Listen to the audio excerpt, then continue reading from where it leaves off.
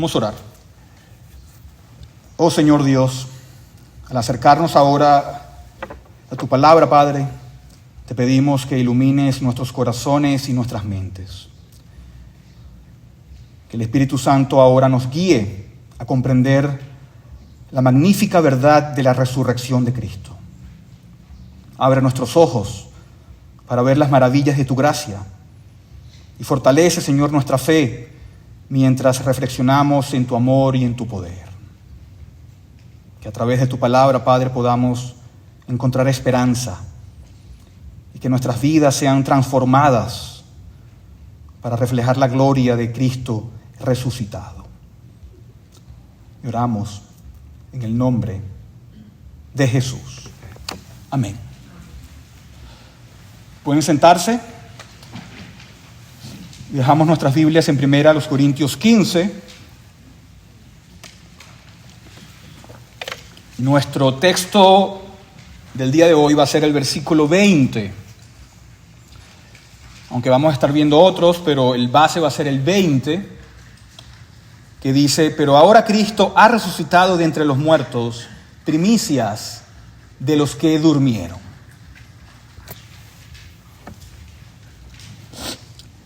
El día del Señor, ¿verdad? El día de reposo cristiano, apunta en tres direcciones de manera simultánea, ¿verdad? En primer lugar, apunta al principio, a la creación, donde Dios trajo a la existencia por la palabra de su poder, cuando trajo de la nada todo el universo en el espacio de 6 días, y luego, como todos sabemos, santificó el séptimo día. Por lo tanto, el día de reposo, el día del Señor, apunta al principio de la creación. En segundo lugar, también señala el camino hacia el fin de la era, hacia el fin de los tiempos. Ahora, la Biblia nos dice que el cielo será un descanso eterno para el pueblo de Dios. Lo vemos, por ejemplo, en Hebreos y en otras partes de la Biblia. Pero, en tercer lugar, el día del Señor también señala a la resurrección del Señor Jesucristo. ¿En qué día el Señor se resucitó? El Señor resucitó un domingo, el cual es el día de reposo cristiano. El día de reposo nos señala este evento sorprendente y este evento trascendental. La resurrección es tan importante que se cambió el día de reposo del sábado, del último día de la semana, al domingo, al primer día de la semana. ¿Para qué? Para marcar un memorial semanal de la resurrección de Cristo. ¿Verdad? Es increíble cómo este evento tan importante, y el Señor no va a permitir que pase una sola semana, ¿verdad?, a lo largo de la historia, sin que sea recordada, ¿verdad? Sin que sea recordada. Cada semana, cada domingo, se nos da el recordatorio de que Cristo ha resucitado entre los muertos, ¿verdad? Cada día del Señor es un recordatorio de la resurrección de Cristo. Y es por eso que ese día santo católico romano, ¿verdad?, que algunos llaman domingo de resurrección, es un problema, ¿verdad? Eso debe ser rechazado. ¿Por qué? Porque eso es una violación a la ley de Dios, ¿verdad? A los hombres no se les permite ni se les da la autoridad de fabricar días santos o de fabricar un calendario, eclesiástico o algún calendario litúrgico sin un mandamiento divino, ¿verdad? Nuestro calendario litúrgico consta de 52 domingos al año, ¿verdad? Y cada domingo es tan especial como el otro. Cada domingo es tan santo como el otro, ¿verdad? Ningún domingo es más santo que otro. Pero más allá de eso, ¿verdad?, existe el problema de reducir a una vez al año, ¿verdad?, a recordar este evento tan trascendental. La resurrección del Señor Jesucristo no debe ser reducida a una vez al año, sino más bien a una vez por semana. a una vez por semana. Cada domingo es especial, cada domingo es santo, cada domingo es un domingo de resurrección, ¿verdad? Y no debemos dejar que las tradiciones mundanas y las tradiciones no bíblicas interfieran con lo que el Señor ha dicho en su propia palabra, ¿verdad? Hacer un día especial, ¿verdad?, con tradiciones no bíblicas, como en Marcos 7, por ejemplo, cuando el Señor critica las tradiciones de los hombres, es violar la ley de Dios. Y la resurrección de Jesucristo es tan central, es tan importante, que debe ser recordada cada domingo. Y hoy yo voy a predicar sobre la resurrección de Cristo, pero no porque sea el domingo de resurrección, sino para que vean la importancia de esta doctrina y por qué debe ser recordada cada domingo y no reducirla a un solo domingo al año, ¿verdad? Y para eso nos vamos a enfocar en primera a los Corintios 15. Allí, en los días de Pablo, había algunas personas que cuestionaban o rechazaban la resurrección, ¿verdad? Por eso que el apóstol escribe este capítulo. El apóstol Pablo aquí, en primera de los Corintios 15, él confronta ese error. Él lo confronta ¿cómo? Enfatizando su centralidad y mostrando las consecuencias de lo que se deriva al rechazar o al negar esta doctrina. Y vamos a ver cuatro puntos esta mañana, con primera a los Corintios 15. Primero, vamos a comenzar con la resurrección y Cristo. Punto número 1. La resurrección y Cristo. La Biblia nos dice en el versículo 20, pero ahora Cristo ha resucitado de entre los muertos.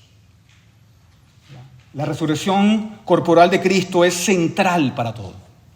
Es central para todo. Es central para la historia.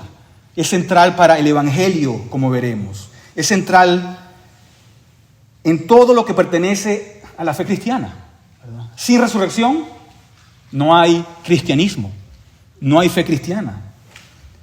Piensas, por ejemplo, en la segunda venida de Cristo y ese va a ser un regreso ¿cómo? Corporal.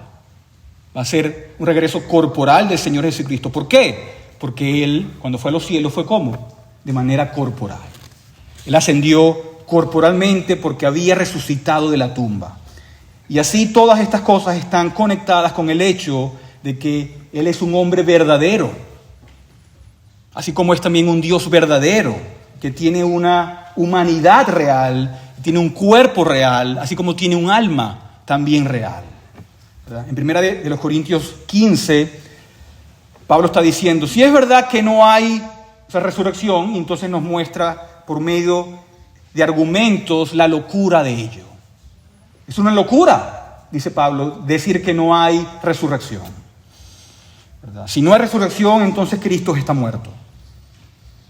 Y los apóstoles son mentirosos, ¿verdad? Porque ellos predicaron, ellos hablaron, ellos difundieron la noticia del hecho histórico de que la tumba estaba vacía, y entonces no podemos creer nada de lo que ellos nos dicen en sus cartas, ¿verdad? Pablo, al principio de este capítulo, habla de todos estos testigos, ¿verdad? Incluso en el momento de escribir a los Corintios, testigos que estaban vivos, testigos que podían ser entrevistados, testigos que podían ser interrogados, testigos que podían comparar sus testimonios entre sí, ¿verdad? Allí en el versículo 4 dice que fue sepultado y que resucitó al tercer día conforme a las Escrituras, que se apareció a Cefas y después a los 12.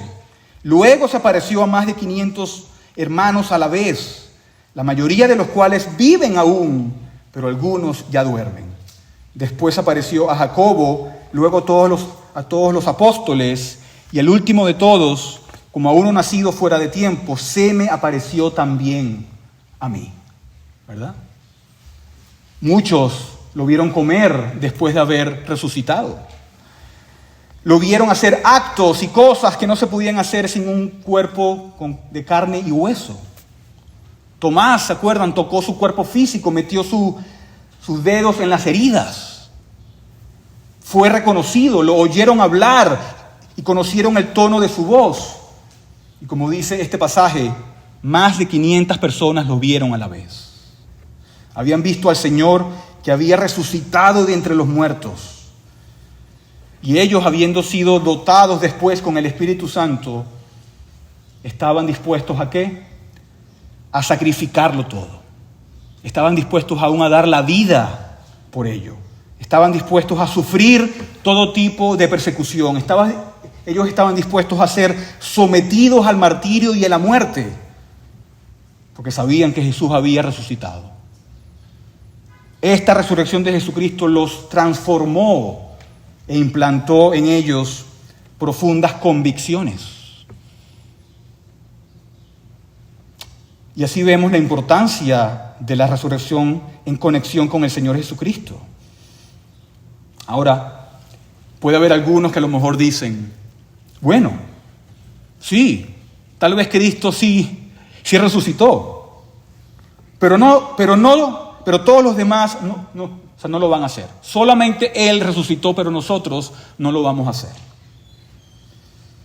Lo de Cristo fue un milagro, pero el resto de las personas solo mueren y no resucitan. Pero eso también es un error. ¿Por qué?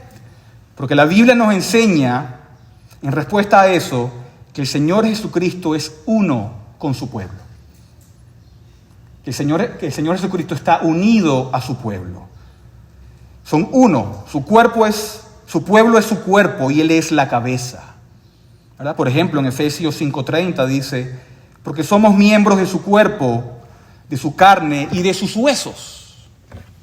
En 1 Corintios 12:27 dice, ahora bien, ustedes son el cuerpo de Cristo y cada uno individualmente un miembro de Él.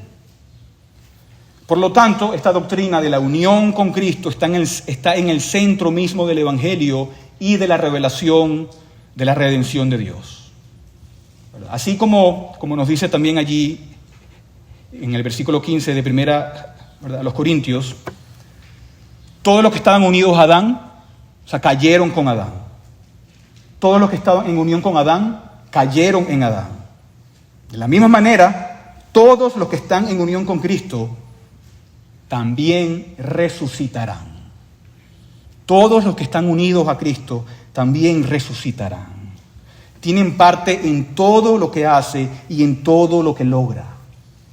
Todo lo que Cristo logró en la cruz del Calvario. Todos los beneficios y todas las bendiciones son compartidos con su pueblo. Y su resurrección es una garantía de que su pueblo también será resucitado. Su pueblo redimido también será resucitado. ¿No les alegra eso? Tienen que vivir también porque Él vive. Versículo 22 dice, porque así como en Adán todos mueren, también en Cristo todos serán vivificados.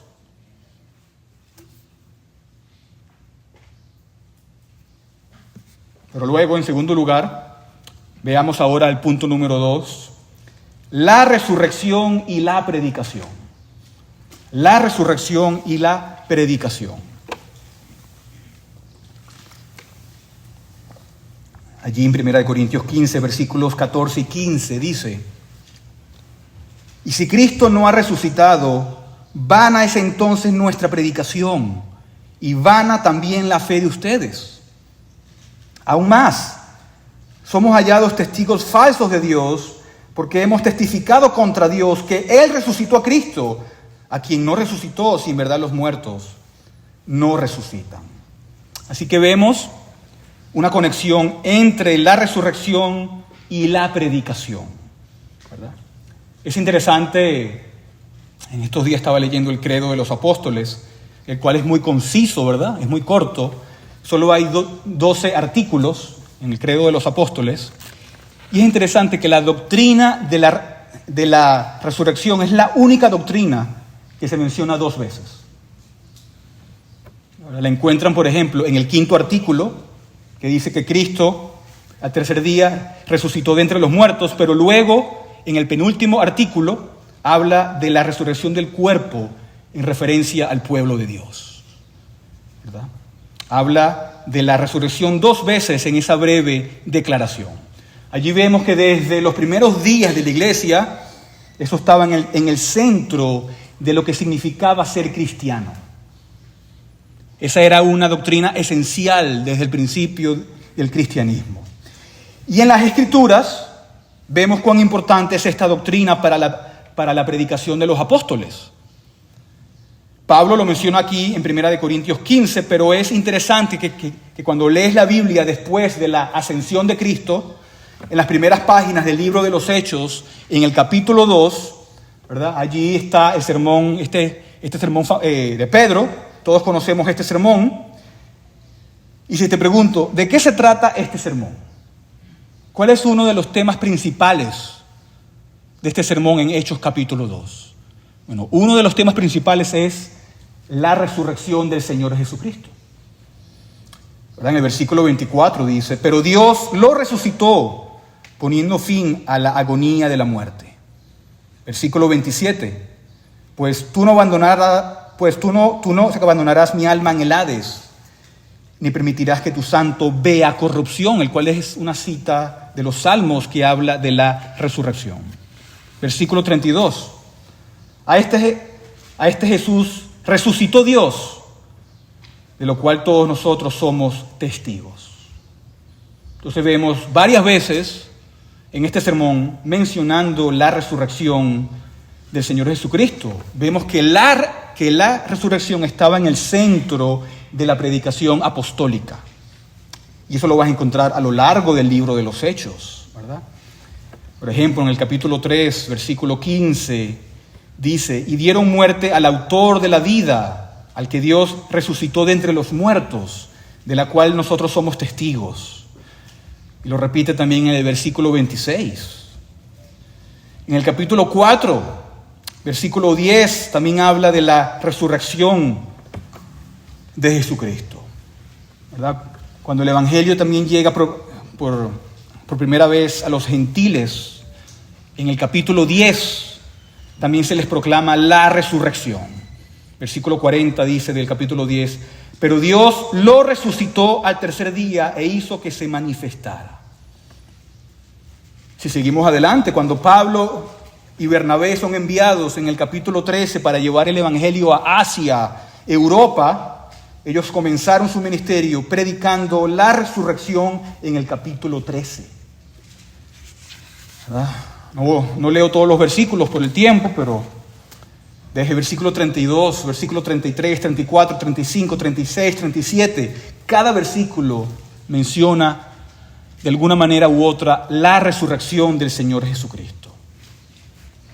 Y podemos seguir y seguir y seguir, ¿verdad?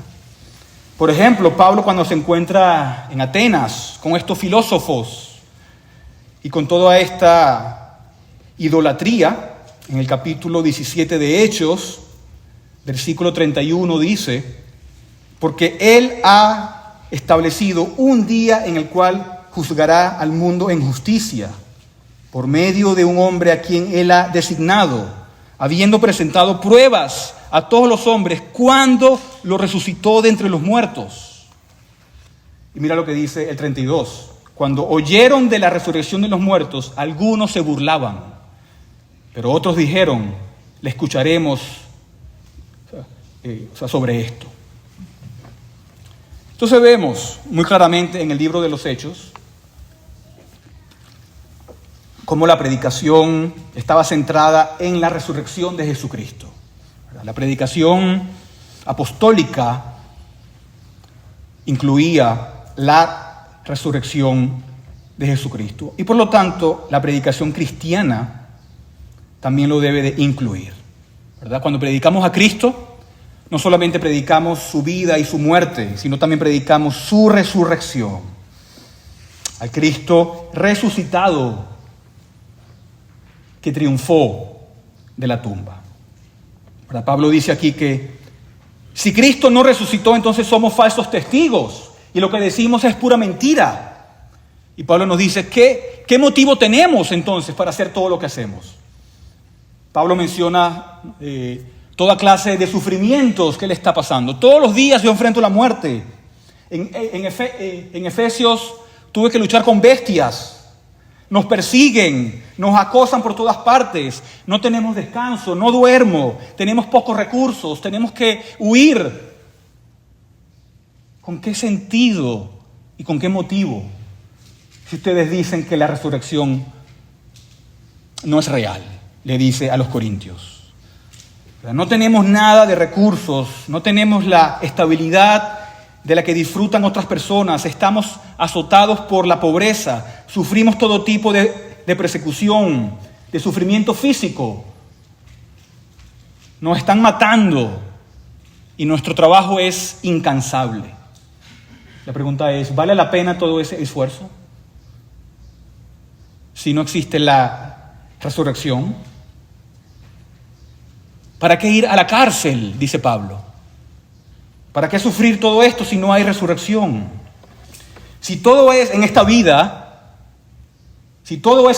somos los más dignos de lástima, ¿verdad? Somos los más dignos de lástima. Entonces vamos a comer y vamos a beber. Entonces vamos a pasarla bien porque mañana vamos a morir.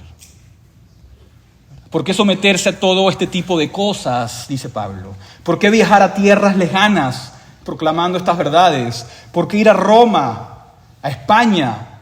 ¿Por qué venir para Laredo a predicar el evangelio si no hay resurrección? ¿Verdad? Si Cristo no ha resucitado. Porque si Cristo no ha resucitado, somos falsos testigos y no se puede creer lo que decimos. En otras palabras, toda predicación entonces es hueca, es vacía, porque todo depende de la resurrección. Todo el Nuevo Testamento depende de la doctrina de la resurrección. No hay cristianismo sin la resurrección. Por eso debemos de cerrar la boca de todo necio que contienda contra la resurrección del Señor Jesucristo. Pero ¿qué más está en juego aquí? Toda la fe está en juego. Ahora es como veíamos en Judas, tenemos que luchar ardientemente por la fe. Tenemos que luchar ardientemente por la fe, ¿verdad? Tenemos que luchar por la enseñanza de los apóstoles, porque entonces su enseñanza sería un engaño. Entonces ustedes y yo hemos creído en una mentira, ¿verdad? Entonces estamos descansando y estamos poniendo nuestro consuelo y nuestras esperanzas en una mentira y en un engaño. Y todo el evangelio se derrumba. Si Cristo no resucitó, entonces solo estás creyendo en una mentira. Y si Cristo no resucitó, todavía estamos muertos en nuestros pecados. No hay evangelio. Y si no hay evangelio, no hay salvación. Y si no hay salvación, entonces no hay un solo pecador que sea salvo. Y ninguno puede ser salvo. ¿Se dan cuenta de la importancia de la resurrección? Pero Cristo sí ha resucitado de entre los muertos. Sí ha resucitado de entre los muertos. Y se ha convertido en las primicias de los que durmieron. Y eso está en el corazón de toda la proclamación, de todo el consejo de Dios y de su palabra.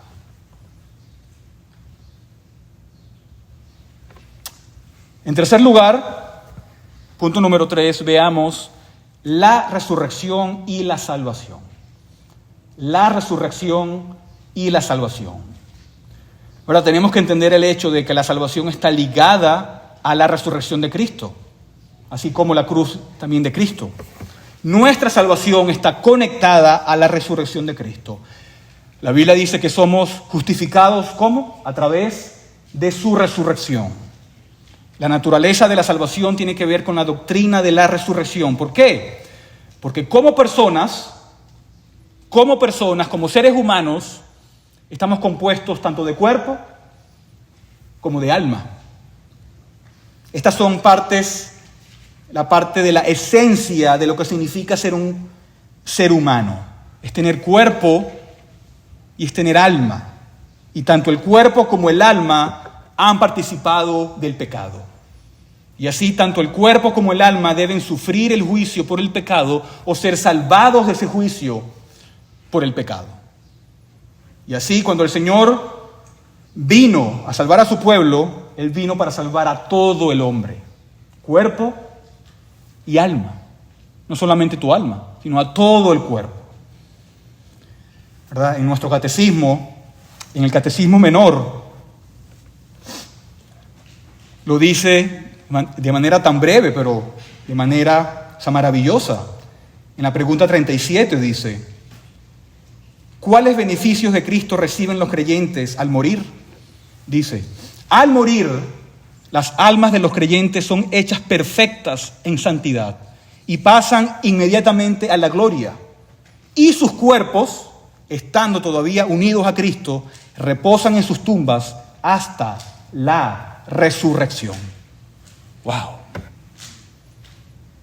Pero mi alma se va de manera inmediata a la presencia de Dios.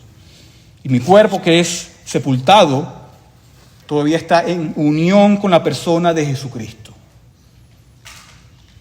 Eso quiere decir que no solamente nuestras almas, nuestros cuerpos también le pertenecen al Señor Jesucristo. ¿Verdad que sí? Primera de Corintios 6:20 dice: porque han sido comprados por un precio. Por tanto, glorifiquen a Dios en su cuerpo y en su espíritu, las cuales son de Dios. ¿Verdad? Nuestros cuerpos le pertenecen a Dios, no son nuestros. No podemos hacer lo que queramos con nuestros cuerpos. Dios creó a cada persona y como creador Él es el dueño de cada persona. Cada persona creada, cada hombre, cada mujer, cada niño está obligada a emplear sus cuerpos para la gloria de Dios. Todo el mundo tiene que hacerlo, pero eso es aún más cierto para el pecador que ha sido redimido a través de la sangre del Cordero, que han sido comprados con la sangre de Jesucristo. Y así nuestros cuerpos pertenecen al Señor. Y sin la resurrección, si no hay resurrección, entonces toda la humanidad va al infierno. Todos están confinados a una condenación eterna en el infierno. Eso es lo que está en juego si no hay resurrección de los muertos. Todos van a perecer en cuerpo y alma por toda la eternidad. Pero el creyente más bien conoce el triunfo. Y el creyente tiene la plena seguridad, tiene la confianza, tiene el gozo, tiene todos los beneficios y todas las bendiciones. El creyente tiene parte en la resurrección. En medio de todas las dificultades, en medio de todas las tribulaciones, podemos poner nuestra esperanza en la resurrección. Si Job lo hizo, ¿se acuerdan de Job 19? En Job 19, versículo 25, él dice: yo sé más allá de toda duda, yo sé que mi Redentor vive. Y tú y yo podemos decir eso. Yo sé que mi Redentor vive y al final se levantará sobre el polvo. Y después de deshecha mi piel, aún en mi carne, en mi cuerpo, veré a Dios, al cual yo mismo contemplaré y a quien mis ojos verán y no los de otro. ¡Wow! Aún Job entendía que iba a resucitar, que iba a tener ojos resucitados, pies resucitados, contemplando la gloria de Dios. Ahí está Job, cuando Cristo no había muerto y cuando Cristo no había resucitado, proclamando la doctrina de la esperanza de la resurrección. Y si él podía tener gozo en ella, ¿cómo no tú y yo? ¿Cómo vivir con tantas preocupaciones y angustias, sabiendo que vamos a resucitar, teniendo miedo a la muerte? Y eso nos lleva, en cuarto lugar, al cuarto punto, a la resurrección y la esperanza. La resurrección y la esperanza.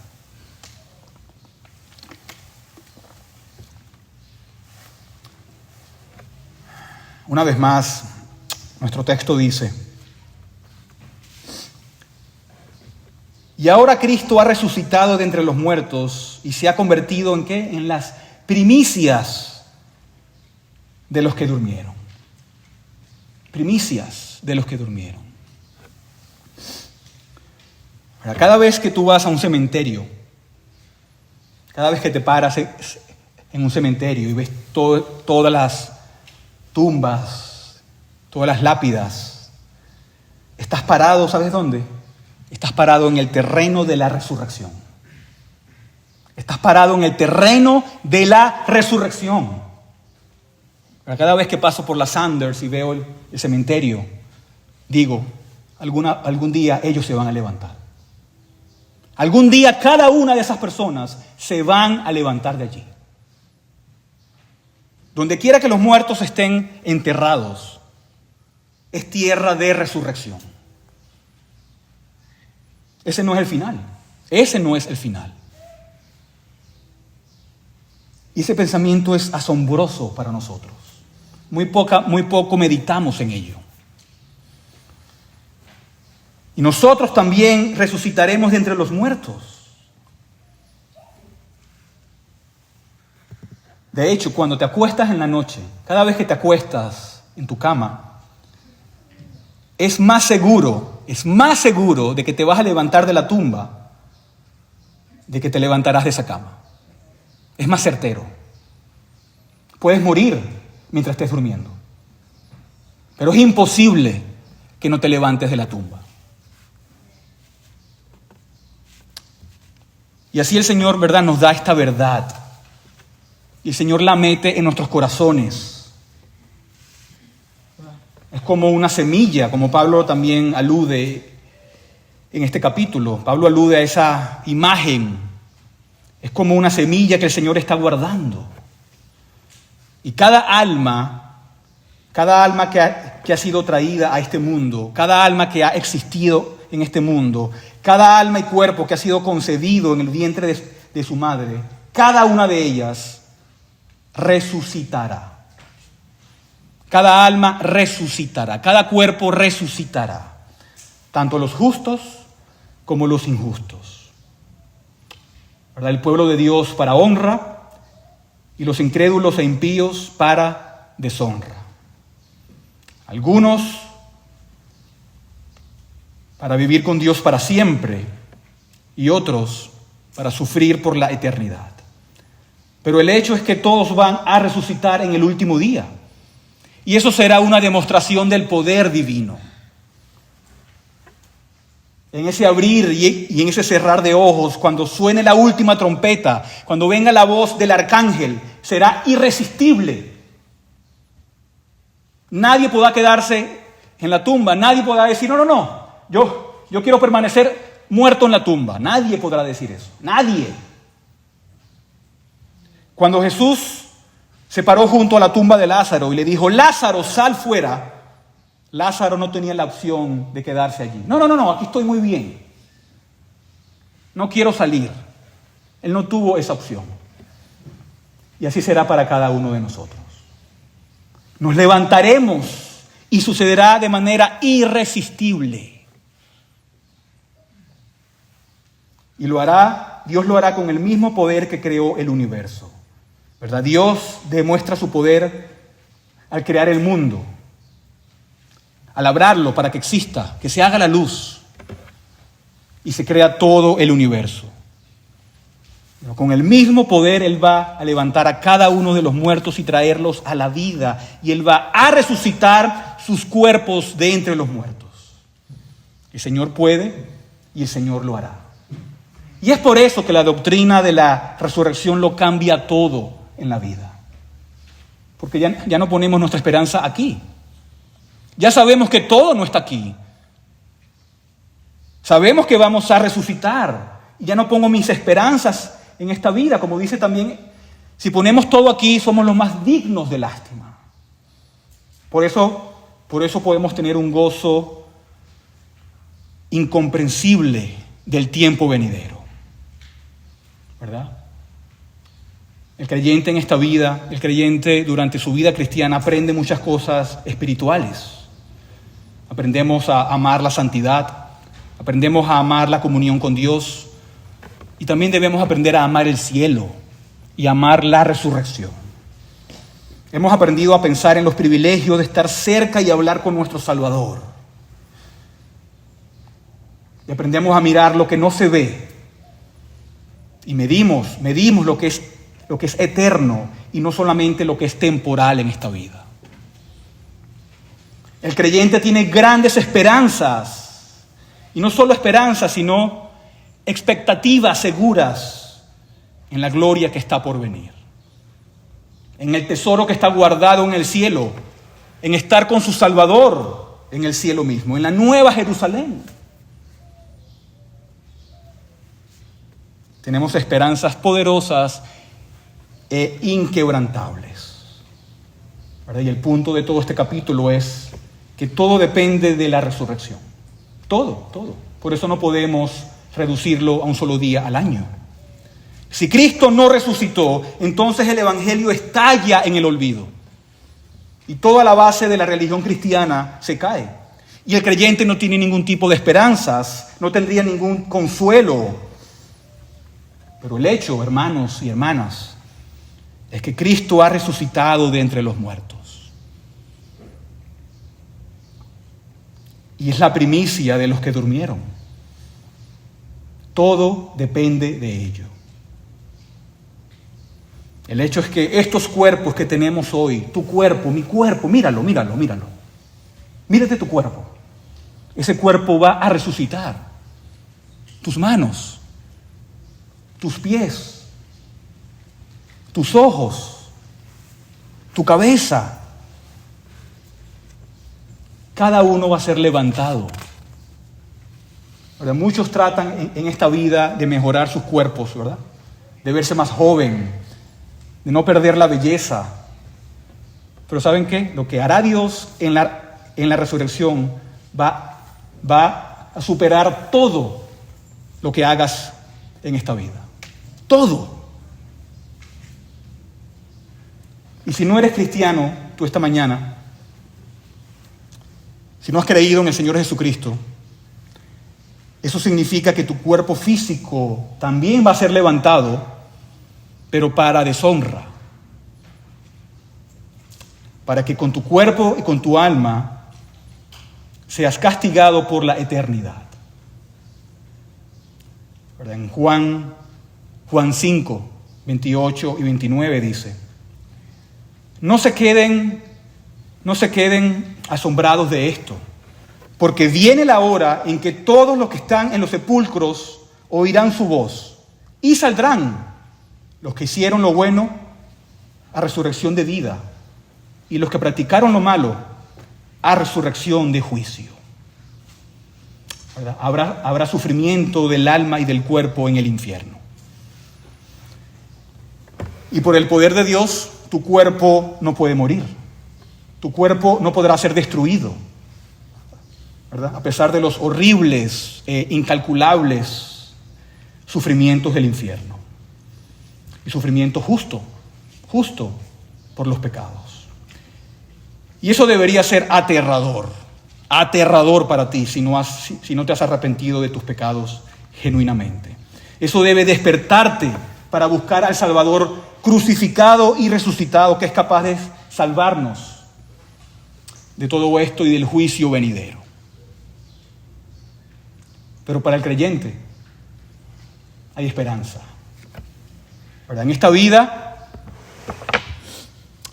envejecemos y a muchos no les gusta. Perdemos los dientes, perdemos la vista, perdemos el oído, se nos rompen los huesos, nos faltan partes del cuerpo, las rodillas no funcionan bien, nos enfermamos, nuestros cuerpos se debilitan, nuestros órganos dejan de funcionar correctamente, los cerebros también dejan de operar como deberían, y toda clase de cosas. Pero el Señor nos dice: yo he venido a salvar tu cuerpo. No te preocupes tanto por tu cuerpo en esta vida. porque yo he venido a salvarlo, así como también salvo tu alma. La voy a resucitar y te voy a dar un cuerpo glorificado. ¿No es eso hermoso? Y este cuerpo, hermanos, aunque sea comido por gusanos en la tumba, aunque se convierta en polvo, aunque sea cremado en el fuego, como sucedió con muchos en la hoguera, aunque sea disuelto, aunque sea hecho añicos por una bomba nuclear, lo que sea, el cuerpo reformará todas esas moléculas y todas esas partículas, porque Él es poderoso. Nuestros propios cuerpos, no otro cuerpo, nuestros propios cuerpos van a ser elevados y van a ser glorificados de manera que va más allá de nuestra propia imaginación. No podemos calcularlo. Eso es una gran cosa para la cual meditar, ¿verdad? ¿Cómo será mi cuerpo glorificado? Esa es la razón por la que no paso un solo día en la que no piense o en la que no medite en esta doctrina. Hay muchísimo que meditar. Solo piensa en los poderes de un cuerpo físico sin pecado. Piensa en una mente sin pecado. Son cosas impresionantes. Sentidos sin pecado. Gustos y placeres sin pecado. Para contemplar a Dios. Para contemplar la gloria de Dios. Es hermoso pensar en ello. Y esta es la esperanza a la que el Señor llama a su pueblo. Cristo es la primicia, como dice este versículo, y eso significa que su pueblo resucitará. Y eso lo cambia todo. ¿Por qué lo cambia todo? Porque la mayor amenaza del mundo hacia con nosotros, ¿cuál es? La muerte. Que nos torturen y que nos maten. ¿Y qué importa? Eso es todo lo que puedes hacer por mí, o sea, matarme. Pero ese no es el final. No puedes tocar mi alma. Puedes tocar mi cuerpo. Y lo mayor que puedes hacerme es enviarme a Dios antes. Y mi cuerpo resucitará. Mi cuerpo resucitará. Y esa doctrina debe moldear nuestras vidas, hermanos. Debe moldear nuestras vidas, debe transformar nuestras vidas. Nos debe de alejar de las cosas de este mundo. Nos debe de alejar de querer hacer lo mejor en este mundo con nuestros cuerpos.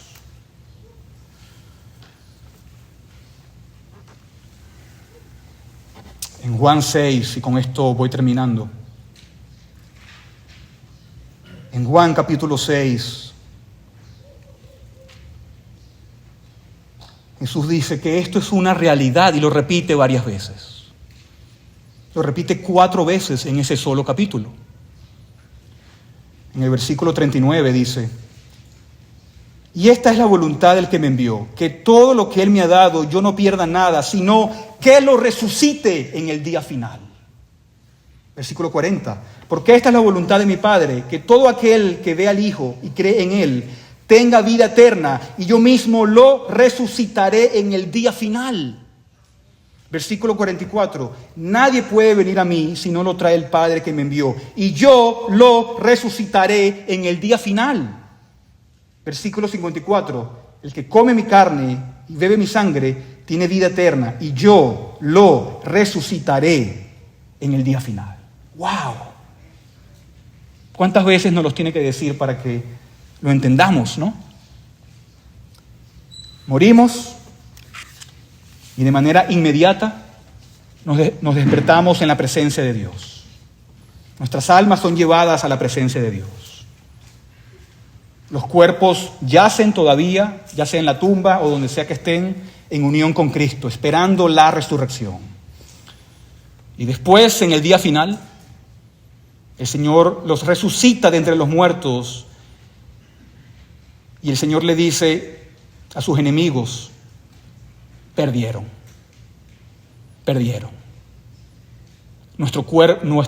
Mi pueblo es victorioso. Victorioso. Y esto es algo que lo cambia todo. Esto es algo que es permanente, esto es algo que perdura. Sé que muchos sufren por las enfermedades. Las enfermedades pueden destrozarnos y hacernos sufrir, ¿verdad? No quiero disminuir el sufrimiento de las enfermedades. Causan mucho dolor, causan estragos en el cuerpo. Pero ese nunca es el final si eres creyente. La resurrección viene y hay que recordarlo cada domingo. Y para aquellos que no son cristianos, esta es una palabra de advertencia. Y para aquellos que sí somos cristianos, esta es una palabra de ánimo. Es una palabra dulce de gracia. Hermanos, la resurrección está llegando y llegará. Cristo ha resucitado y en eso descansa toda nuestra esperanza. Amén. Oremos.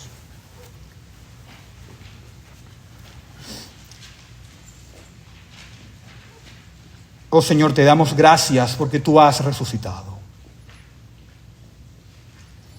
Te has levantado de entre los muertos, siendo las primicias de aquellos que descansan en ti. Así como tú cuando moriste en la cruz,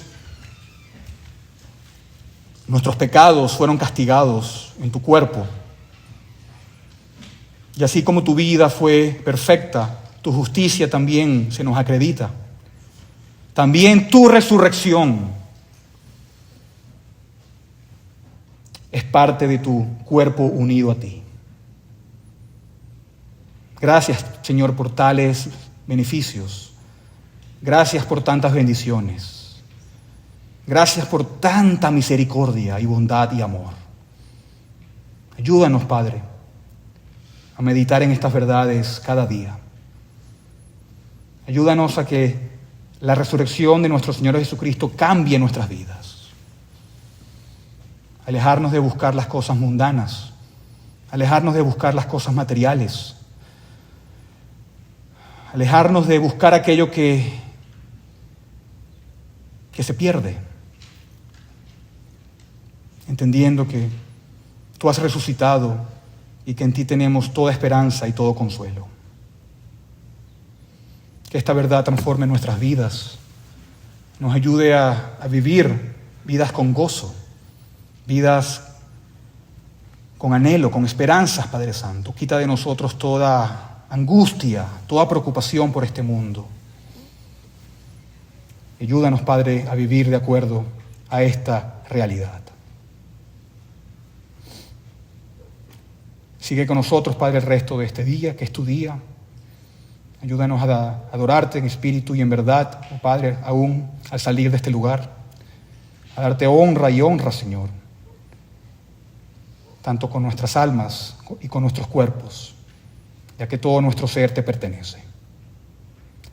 Sé con cada uno de mis hermanos aquí presente, y sé también con aquellos que están presentes esta mañana que no te conocen, Padre Santo. Te pido que hoy sea el día de salvación para ellos. Que tú envíes tu Espíritu Santo, que tú hagas la obra del nuevo nacimiento, Señor, y tú proveas el don del arrepentimiento y de la fe. Gracias, Señor. Y oramos en el nombre de Jesús. Amén.